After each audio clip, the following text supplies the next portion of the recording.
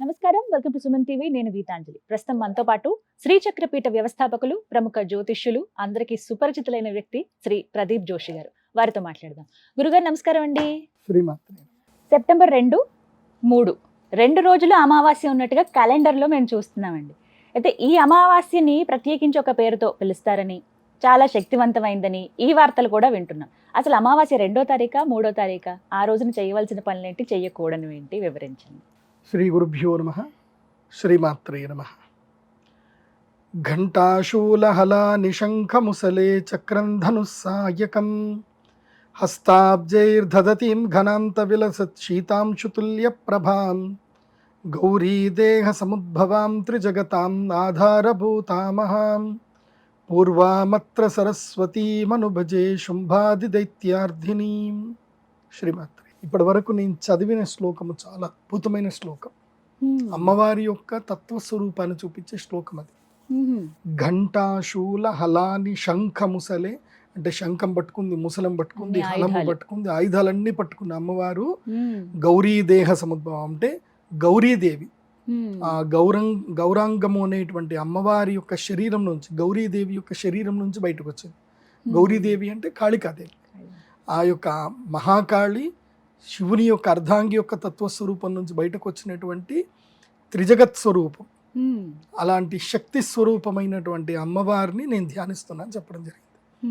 ఎందుకో ఈ శ్లోకంతో ఎందుకు ప్రారంభం చేస్తున్నాను అంటే, అమావాస్య పౌర్ణమి ఇవి చాలా కీలకమైనటువంటి మనిషి శరీరానికి, ఈ భూగోళానికి అమావాస్య పౌర్ణమిలు చాలా అద్భుతమైనటువంటి రోజులు. పౌర్ణమి మనకి అద్భుతమైనటువంటి పాజిటివ్ ఎనర్జీ ఇచ్చేటువంటి సమయము. అమావాస్య నెగిటివ్ ఎనర్జీ మొత్తం కూడా తొలగించుకోవలసిన సమయం. పాజిటివ్ ఎనర్జీ రావడం వేరు, నెగిటివ్ ఎనర్జీ పోవడం వేరు. నెగిటివ్ పోవాలి, కష్టాలు పోవాలి, దుఃఖాలు పోవాలి, ఇవన్నీ జరగాలి అని అంటే అమావాస్య తిథి. అమావాస్యకి అధిష్టాన దేవత కాళికాదేవి, పౌర్ణమికి అధిష్టాన దేవత శివుడు అవుతాడు. అలాగే సాత్విక తత్వస్వరూపమైనటువంటి మహాలక్ష్మి అవుతుంది. అలాగే పార్వతీదేవి కూడా అవుతుంది, లలితాదేవి కూడా అవుతుంది. సాత్వికము తామసికం రెండూ ఉంటాయి. ఇప్పుడు మనకి జీవితంలో సాత్వికం ఎంత అవసరమో తామసికం కూడా అంతే అవసరం. మనకి 8-8-8 రేషియోలో మనం ఎప్పుడు కూడా మన డేని క్యాలిక్యులేట్ చేసుకోవాలి. 8 అంటే ఒక 8 గంటలు మనము తామసిక నేచర్లో ఉంటాం, అంటే పడుకుంటాం. పడుకోవడము, నిత్య కర్మలు చేసుకోవడం, ఇవన్నీ కూడా తామసిక నేచర్. 8 గంటలు సాత్విక నేచర్లో ఉంటాం. సాత్విక నేచర్ అంటే ఏమిటి? ఏమైనా పుస్తకాలు చదువుకోవడం, ఎవరితో మాట్లాడడము, మన యొక్క కర్మను చేయడము, ఇవన్నీ కూడా సాత్విక నేచర్లో వస్తాయి. దైవారాధన చేయడము. ఇంకొక 8 గంటలు రాజసిక నేచర్లో వస్తాయి. అంటే ఎవరి మీదనో కోప్పడ్డము, లేకపోతే అనవసరమైన విషయాలన్నీ చర్చించడము, అనవసర విషయాలు ఎక్కువగా చూడడము, సో జీవితం గురించి పరికల్పన చేసుకోవడం, ఇవన్నీ కూడా వస్తాయి. ఇవి ప్రతి ఒక్కరికి ప్రతి జీవితంలో కూడా 8 గంటలు ఉంటాయి. ఎట్లాగైతే జీవితంలో ఎలాగైతే ఉంటుందో ఒక నెల రోజులు కూడా ఇలాగే 8 రోజులు. యాక్చువల్ వాస్తవంగా చెప్పాలంటే 9 రోజులు, 27 రోజులు. 27 రోజులు 8 రోజులు తీసేస్తే 8 అంటే 24 రోజులు తీసేస్తే 1.5 రోజు ఉంటుంది. 1.5 రోజేమో పౌర్ణమికి, అంటే ముందు వెనక సంధికాలము 1.5 రోజులో అర రోజు తీసుకుందాం. అర రోజు 12 గంటలు, 6 గంటలు సంధికాలం వెళ్ళిపోతుంది. మిగతా 24 గంటలు పౌర్ణమి తిథికి వస్తుంది. అట్లాగే అమావాస్య తిథికి కూడా పరివ్యాప్తం అనేది వస్తుంది. నేను ఎందుకు ఇవన్నీ మీకు చెప్తున్నానంటే, అమావాస్య 2వ తారీఖా 3వ తారీఖు అని మీకు కన్ఫ్యూజన్ ఉంది కదా. ఇవి అమావాస్య పౌర్ణమి ఎందుకోసమనంటే చంద్రుని యొక్క ఆధారం చేసుకొని ఈ తిథులు అనేవి వస్తాయి. చంద్రుడే లేకపోతే మనకు తిథులు ఎట్లా తెలుస్తాయి? తెలియదు. సూర్యుడి యొక్క వెలుగు చంద్రుడి మీద పడ్డప్పుడు, ఇక్కడ ఇప్పుడు ఉదాహరణకి మీరు కెమెరా చూస్తున్నారు, ఇది చంద్రుడి యొక్క తెల్లటి భాగం. సో ఇటువైపు చంద్రుడు ఉన్నాడు, ఇక్కడ సూర్యుడు ఉన్నాడు. సో ఇప్పుడు ఇక్కడ మీకు చంద్రుడు కనపడ్డు. ఇప్పుడు నా అరచేతి మీకు కనిపించట్లా. ఎందుకోసం అంటే సూర్యుడు వెలుగు ఇక్కడ పడుతుంది. సో ఇక్కడ చంద్రుడు మీకు కనబడట్లేదు అంటే ఇది 0 degrees. 0 degreeలో చంద్రుడు అంటే సూర్యుడు చంద్రుడు ఇద్దరు కూడా ఒకే కక్షలో, అంటే ఒకే డిగ్రీలో దగ్గర ఉన్నప్పుడు చంద్రుడు మనకి కనబడ్డు. ఎందుకోసం అంటే చంద్రుడు స్వయం ప్రకాశకుడు కాడు. సూర్యుడి యొక్క వెలుగు చంద్రుడి మీద పడ్డప్పుడు మాత్రమే అప్పుడు చంద్రుడు మన వెలుగు కంటికి వస్తుంది. కనబడతాడు.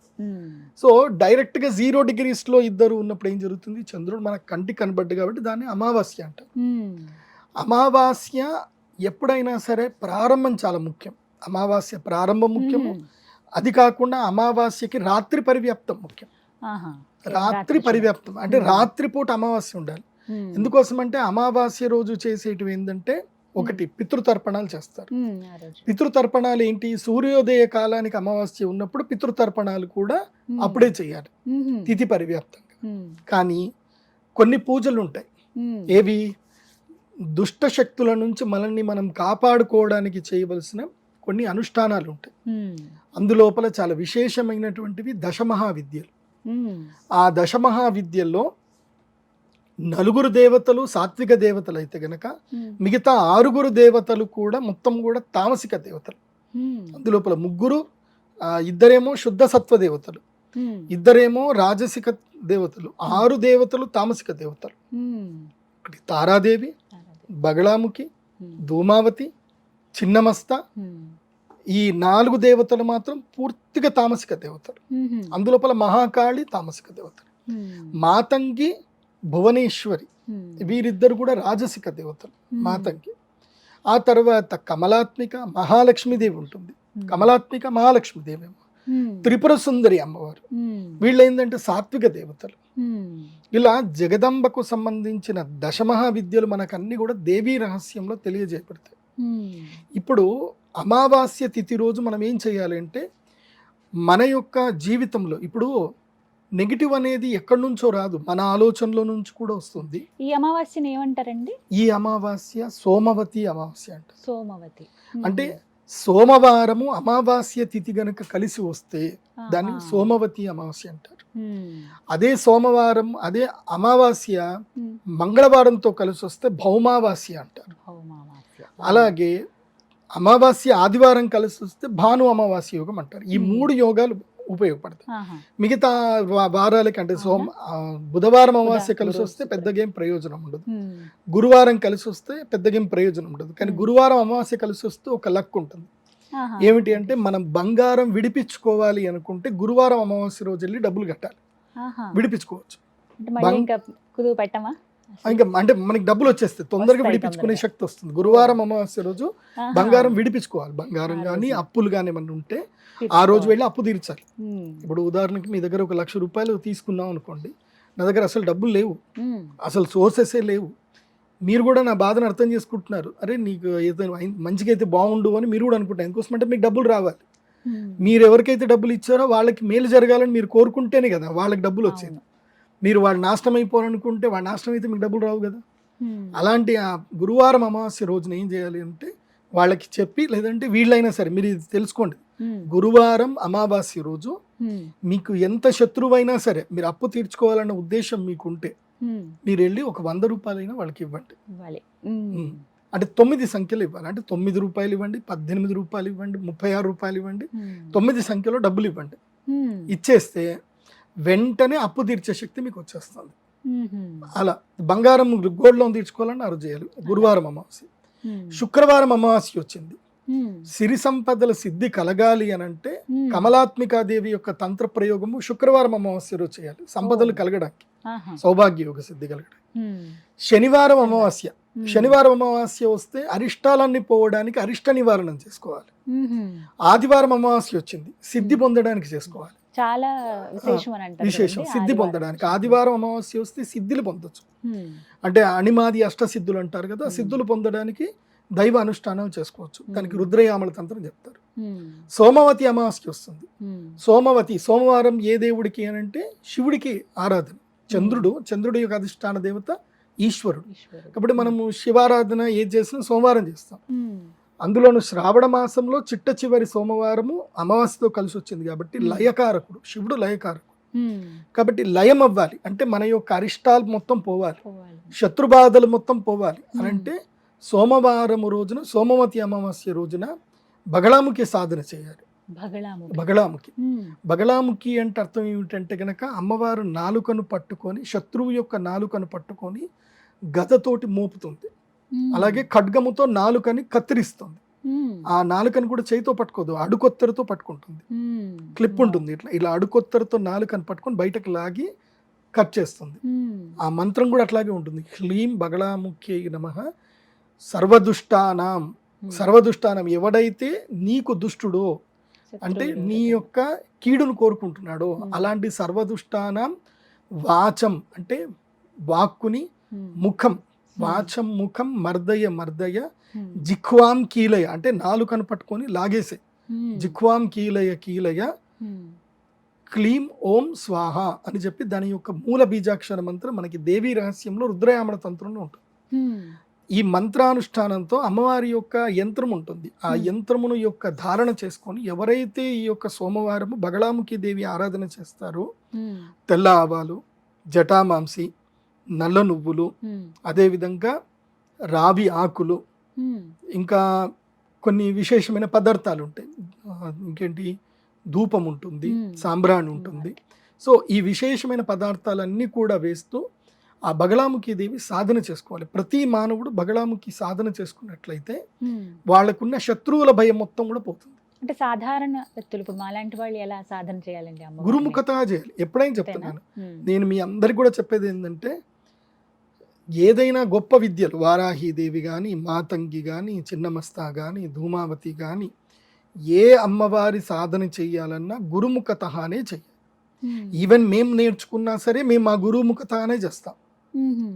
ఇంత మేము అనుష్ఠానం చేసుకున్నా మేము మా గురువును తలుచుకొని గురువు ద్వారా నేర్చుకొని మా గురువు గారు అప్రూవల్ ఇస్తేనే మేము స్టార్ట్ చేస్తాం. గురుముఖత చెయ్యాలి, గురుముఖత లేకుండా చేయకూడదు. చాలా మంది ఈ మధ్య వీడియోలు చేస్తా ఉన్నారు, వాళ్ళ ఇంట్లో ఇట్లా చేసుకోండి అట్లా చేసుకోండి ఈ మంత్రం చెప్పుకోండి అని చెప్తారు. అది ఒకళ్ళ విచక్షణ. ఎందుకోసమంటే సంస్కృతంలో అద్భుతమైన పదజాలం ఉంటుంది, ఎంత బీజాక్షరాలు కదా. ఆ బీజాక్షర మంత్రంలో ఒక్క బీజాక్షర మంత్రం తప్పుపోయిన, ఇప్పుడు పూర్వకాలము ఒక మహా వ్యక్తి దేవి సప్తశతి పాఠం చేస్తున్నాడు. ఆ పాఠం చేస్తున్నప్పుడు భార్యాం రక్షతు భైరవి అనాలి. సంస్కృతంలో రా ఇలా రాస్తారు, భా కూడా అలాగే ఉండి కొంచెం ఇలా వస్తుంది. సో దాంట్లో ఏమైంది, రా కాస్త ఒక నీటి చుక్కబడి భా అయింది. సో అతనేమన్నాడు, అతనికి సంస్కృతం రాదు, పుస్తకం చూసి చదవడం స్టార్ట్ చేశాడు. సిద్ధి అయితే అవుతుంది కదా. దైవారాధన తెలిసి చేసినా తెలియకపోయినా దైవారాధన ఎప్పుడు కూడా ఫలితాన్ని ఇస్తుంది, ఆరాధన ఫలితం ఇస్తుంది. ఇప్పుడు దీపం మనకు తెలిసి ముట్టినా తెలియక ముట్టినా కాలుతుంది. అలాగే దైవారాధనకి దైవ మంత్రం మనకు తెలిసి చదివినా తెలియకపోయినా సిద్ధ అయితే కలుగుతుంది. కాకపోతే నువ్వేం చదువుతుంది సిద్ధ అవుతుంది. సో అతను ఏం చేశాడు, భార్యాం భక్షతు భైరవి అన్నాడు. అతను పెళ్లి చేసుకునే నెక్స్ట్ డే వాడు భార్య చనిపోతుంది. ఎందుకు, భక్షతు అంటే తినమని చెప్తున్నాడు. సో ఆ మంత్రార్థం తెలియదు కదా. అసలు భక్షతు అంటే అర్థం ఏంటి, రక్షతు అంటే అర్థం ఏంటో తెలియనప్పుడు వేస్ట్ కదా. అలాగే బీజాక్షరం లోపల సత్వ బీజాక్షరాలు ఉంటాయి, రాజసిక బీజాక్షరాలు ఉంటాయి. గురువుకి తెలుస్తుంది అవన్నీ కూడా. అండ్ గురువు అనేటువంటి వాడు రక్షించేటువంటి వాడు. గురువుని అడ్డంగా పెట్టుకొని మీరు ఏదైనా సాధన చేయండి, గురువు మిమ్మల్ని కాపాడతాడు. శాస్త్రంలో ఏం ప్రమాణం ఉంటుంది అని అంటే, రాజా రాష్ట్రకృతం పాపం. రాష్ట్రకృతం అంటే ప్రజలు ఏదైనా తప్పు చేస్తే అది రాజుకు వర్తిస్తుంది. ఎందుకోసం అంటే రాజునే తిడతారు తప్ప తిట్టరు. ఇప్పుడు ఏదో ఒక రాష్ట్రంలో ఒక సంఘటన జరిగింది, ముఖ్యమంత్రిని తిడతారు అందరూ. అసలు ముఖ్యమంత్రి వెళ్ళి పని చేయమని చెప్పాడా, వాడిని తప్పు చేయమని చెప్పాడా, లేదంటే ముఖ్యమంత్రి పోయి ప్రతి ఇంట్లో వెళ్ళి కూర్చుంటాడా తప్పు చేయకుండా. కానీ ముఖ్యమంత్రికి చెడ్డ పేరు వస్తుంది. అట్లాగే రాజా రాష్ట్రకృతం పాపం రాజపాపం పురోహిత. రాజు తప్పు చేశాడు, అది పురోహితుడికి వెళ్తుంది. అంటే రాజుని, ముఖ్యమంత్రికి సలహాలు సూచనలు ఇవ్వాల్సిన వాడు ఎవరైతే ఇప్పుడు చీఫ్ సెక్రటరీ అంటారు కదా, చీఫ్ సెక్రటరీ అంటే రాజపురోహితుడు. ఒకప్పుడు చీఫ్ సెక్రటరీ పురోహితులు ఉండేవాళ్ళు. సో రాజపురోహితుడికి వెళ్ళేది. సో రాజు తప్పు చేస్తే రాజపురోహితుడికి పాపం వెళ్ళేది. అలాగే భర్తాచ స్త్రీకృతం పాపం. భర్త తప్పు స్త్రీ తప్పు చేస్తే అది భర్తకి వెళ్తుంది, భర్త తప్పు చేస్తే అది స్త్రీకి వెళ్తుంది. సో భార్యాభర్తలు ఇద్దరు అన్యోన్యంగా ఉండి ఒకరు తప్పులు ఒకరు చేసుకోకుండా ఇద్దరు జాగ్రత్త పడాలి. స్త్రీ తప్పు చేస్తే భర్తని తిడతారు, నీ భార్యను కంట్రోల్ పెట్టుకుని నువ్వేంద్ర అని అంటారు. అదే మొగుడు తప్పు చేస్తే నీ మొగుడు నువ్వు కంట్రోల్ పెట్టుకోవాలి అని ఆడదాన్ని తిడతారు. సో భర్తాచ స్త్రీకృతం పాపం శిష్య పాపం గురువు రచయిత. శిష్యుడు తప్పు చేశాడు అనుకోండి గురువుకి వెళ్ళిపోతుంది. కాబట్టి గురువు అనేటువంటి వాడు శిష్యులను తప్పు చేయకుండా చూసుకోవాలి. ఉదాహరణకి సుమన్ టీవీలో ఎంతో మంది మన ఛానల్ చూస్తూ ఉన్నారు. సో వాళ్ళందరికీ తెలుసో తెలియకనో ఎవరో వేరే ఛానల్ చూస్తూనే ఉంటారు. కానీ ఒక గురువుగా నా బాధ్యత ఏంటంటే మీ అందరికీ మంచి చెప్పడం నా బాధ్యత. మీ అందరికీ మేలు జరగాలి. మీరు ఎవరో ఏదో చెప్పారని చెప్పి హడావిడిగా చేసుకొని దానివల్ల ఏమైపోతుందంటే దైవానికి విపత్తు ఆపాదింపబడుతుంది. మేము పూజ చేసాం గురువు గారు, మాకు ఎందుకో నష్టం అయిపోయింది అని దేవుణ్ణి తిడతారు. అలా తిట్టి మేము మతం మారుతా ఉండంట. అది మీ విచక్షణకి. దైవము అనేటువంటిది మనకి ఎలాంటి ఫలితం ఇస్తుందంటే దీపం లాంటిది. నువ్వు దీపాన్ని చక్కగా పెట్టుకున్నావు అనుకో, ఆ దీపం నుంచి నువ్వు వంట వెలిగించుకోవచ్చు, ఇల్లు కాల్చుకోవచ్చు, రెండు చేయొచ్చు. నువ్వు ఎలా వాడుకుంటున్నావు అనేది ముఖ్యం. దైవం అగ్నితో సమానం. ఇప్పుడు గురుముఖంగా ఈ మంత్రాలు పఠించలేని వాళ్ళు, తెలియని వాళ్ళు ఏం అక్కర్లే, మామూలుగా పఠించుకునే మంత్రం ఏదన్నా ఉందా? ధ్యానం చేసుకుంటే చాలు. బగలాముఖి అమ్మవారిని ధ్యానం చేసుకుంటే చాలు. ఎందుకోసమంటే అమ్మవారు మనోన్మణి అని అమ్మవారికి పేరు. లలితా సహస్రనామం చెప్తారు, అంతర్ముఖ సమారాధ్య బహిర్ముఖ సుదుర్లభ. సో అంతర్ముఖంగా సమారాధన చేయవచ్చు. నీకు ఏ మంత్రం తెలియాల్సిన అవసరం లేదు. నమంత్రం నో యంత్రం తదపి చ నజానే స్తుతి కథా నచాహ్వానం ధ్యానం అని చెప్పేసి మనకి ఆది శంకరాచార్యులు అపరాధ క్షమాపణ స్తోత్రం చెప్పారు. అక్కడ చెప్పారు మనం మూఢభక్తితోటి పూజ చేసుకోవాలి. కాకపోతే ఏంటంటే మనము ఏదో అయ్యగారు బాగా తెలిసినట్టు పెద్ద బొట్లు పెట్టేసుకొని రుద్రాక్షమాలు వేసుకొని ఓం వింపట్ ఓహో యూ అనుకుంటూ మనం చేస్తే ఈ ఎక్కడ పడాలో అడబడుతుంది. అదే ప్రశాంతంగా ధ్యానం చేస్తూ నీ శత్రువుకి కూడా నువ్వు మేలు జరగాలని కోరుకుంటూ, శత్రువు వల్ల నాకు మాత్రం బాధ జరగకుండా చూడు తల్లి, వీలైతే ఆ శత్రువుకి నన్ను పీడించకుండా వాడికి ఇంకా సంపదలి, నా మీద వాడికి దృష్టి పడకూడదు, వాడికి ఇంకా సంపద లేదు, వాడు బాగుండదు, వాడు బాగుంటే నా జోలికి రాడు కదా. అలా మనం అమ్మవారిని ప్రార్థిద్దాం అనుకోండి, బాగుంటుంది. ఇప్పుడు ఉదాహరణకి నాకెవరైనా శత్రువులు నన్ను ఇబ్బంది పెడుతున్నాను అనుకోండి, నేను అమ్మవారిని ఏం ప్రార్థన చేస్తా అంటే వాడిని నాశనం చేయమని ప్రార్థన చేయను.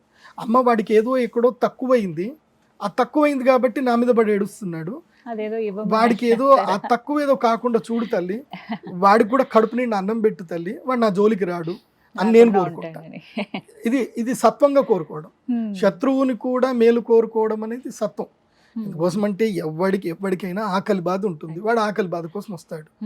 దానికి మించి వచ్చాడు అనుకో, అమ్మవారు ఉంది, షీఈస్ ద యూనివర్సల్ జడ్జ్. ఆమెకు తెలుసు ఏది జరగాలి, ఎవరిని ఎక్కడ తొక్కాలి, ఎవరిని ఏం చేయాలి, అమ్మవారికి తెలుసు. అందుకే సోమవతి అమావాస్య రోజు నేను మా అమ్మవారి యొక్క శ్రీచక్ర పీఠంలో బగలాముఖి తంత్ర పూజ చేయిస్తున్నా. అందులోపల విశేషంగా బగలాముఖి అమ్మవారి యొక్క లాకెట్ ఉంటుంది, ఒక యంత్రం ఉంటుంది. ఆ యంత్రము నేను తయారు చేశాను. ఆ యంత్రము రుద్రయామల తంత్రం నుంచి ఆ యంత్ర సాధన చేసి తయారు చేసాం. ఆ యంత్రము ఇవ్వడం జరుగుతుంది. అమ్మవారి యొక్క బగలాముఖి మాల ఉంటుంది, విశేషంగా అమ్మవారి యొక్క సాధన చేసినటువంటి పసుపు మాల ఉంటుంది. ఆ మాల అది వేసుకొని సాధన చేయాలి. ఈ మంత్ర సాధన ధ్యానం చేయాలి. ప్రతిరోజు 15 నిమిషాల పాటు ధ్యానం చేయాలి. ప్రతిరోజు ధ్యానం. అంటే శత్రు బాధ, రుణ బాధ, ఏదైనా కోర్టు కేసులు, ఇప్పుడు అనవసరమైన కోర్టు కేసులు ఎన్ని పెరిగిపోతున్నాయి. ఎవరికైనా కోపం వచ్చిందంటే వెళ్తాడు, ఎఫ్ఐఆర్ ఫైల్ చేసేస్తారు. పాపం పోలీసులు కూడా ఏం చేయలేరు.